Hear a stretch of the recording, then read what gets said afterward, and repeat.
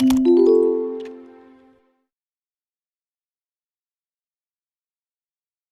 अभी कुछ ऑपरेशंस देखते हैं। तो हमारे पास दो ऑपरेशंस है, एक हो गया है इंटरसेक्शन, दूसरा हो गया है डिफरेंस।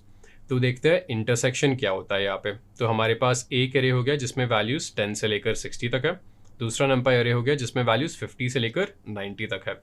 तो अगर मुझे जानना है इन दोनों नंपाई अरेज के बीच में कॉमन वैल्यूज क्या है, तो अभी जैसे देख रहे हो इन दोनों नंपाई अरेज के बीच में 50 और 60 कॉमन है।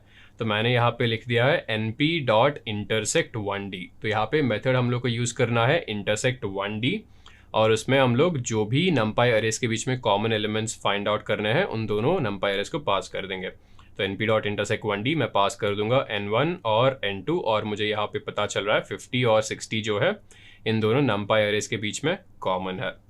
तो उसी तरह अगर मुझे जानना हो, जैसे यहाँ पे मेरा n1 हो गया है, n2 हो गया है, तो मुझे बस वही एलिमेंट्स चाहिए n1 में जो एक्चुअली n1 में यूनिक हो।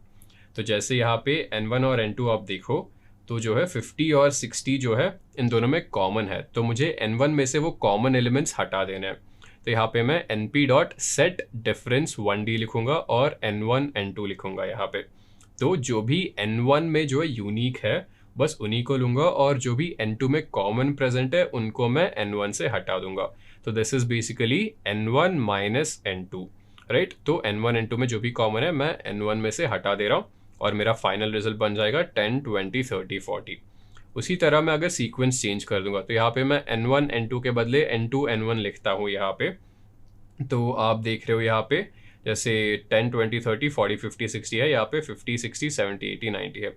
तो मैं यहाँ पे n2 माइनस n1 कर रहा हूँ, तो मतलब n2 तो मेरा आ ही जाएगा, बट जो कॉमन एलिमेंट्स है मैं उनको सब्ट्रैक्ट कर रहा हूँ, क्योंकि यहाँ पे कॉमन एलिमेंट्स 50 और 60 है। मैं 50 और 60 को जो है सब्ट्रैक्ट कर रहा हूँ, तो मेरा फाइनल रिजल्ट यहाँ पे बन जाएगा 70 80 90।